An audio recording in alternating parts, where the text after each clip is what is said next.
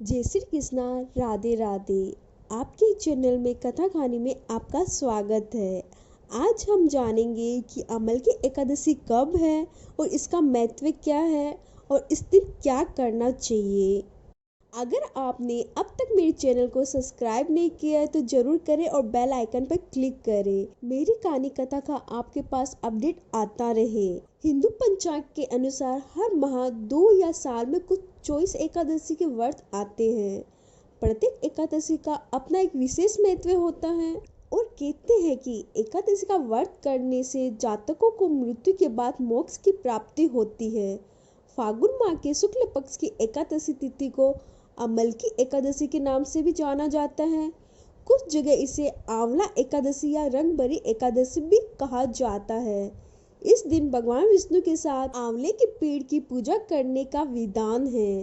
धार्मिक मान्यता के अनुसार आंवले के पेड़ में भगवान विष्णु का वास होता है। आइए हम जानते हैं इस साल कब है आंवले की एकादशी और कब है इसका शुभ मुहूर्त और क्या है इसका महत्व। फागुन माह के शुक्ल पक्ष की एकादशी को आंवले की एकादशी कहा जाता है।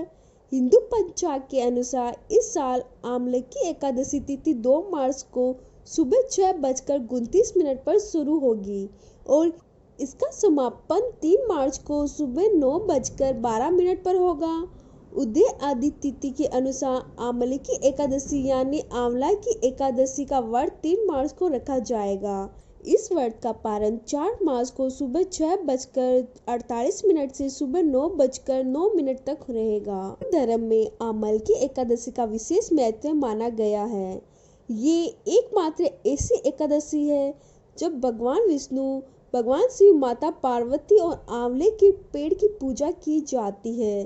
धार्मिक मान्यताओं के अनुसार होली से पहले आने वाली इस एकादशी के दिन भगवान शिव के गण शंकर पार्वती जी के साथ गुलाब की होली खेलने आते हैं, इसीलिए इस रंग भरी एकादशी भी कहा जाता है। धार्मिक मान्यताओं के अनुसार अमल की एकादशी का व्रत बहुत ही शुभ व फलदायक होता है।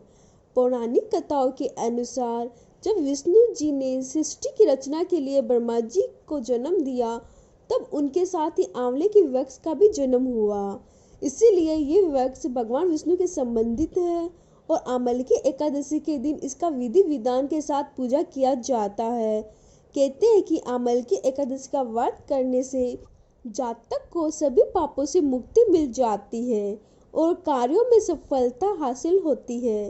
इस दिन यदि किसी मंदिर में आंवले का पौधा लगाया जाए तो भगवान विष्णु पसंद होते हैं और अपनी कृपा बरसाते हैं। इस दिन भगवान विष्णु और आंवले के पेड़ की पूजा करते हैं। अमल की एकादशी का व्रत रखने वाले व्यक्ति को स्वर्ग और मोक्ष दोनों की प्राप्ति होती है।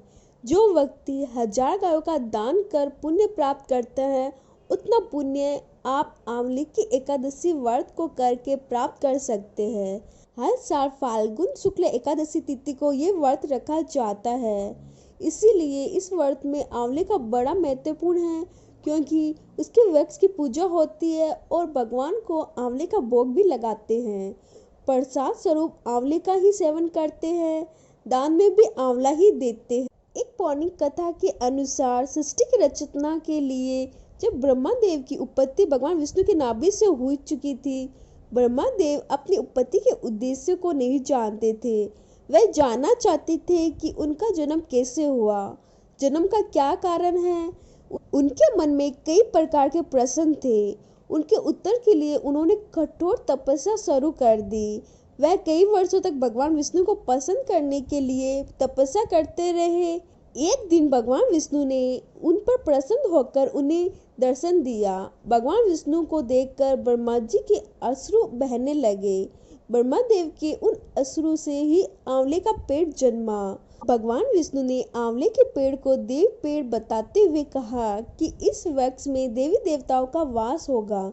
जो भी मनुष्य आंवले के पेड़ के नीचे उनकी पूजा करेंगे और व्रत रखेंगे उसके समस्त पाप मिट जाएंगे और वह मोक्ष को प्राप्त करके स्वर्ग अधिकारी बनेगा। तब से हर साल फागुन शुक्ल एकादशी को आंवले की एकादशी व्रत रखा जाने लगा और आंवले के पेड़ की पूजा होने लगी। आंवला नवमी के दिन भी आंवले के पेड़ की पूजा होती है। जय श्री कृष्णा, राधे राधे।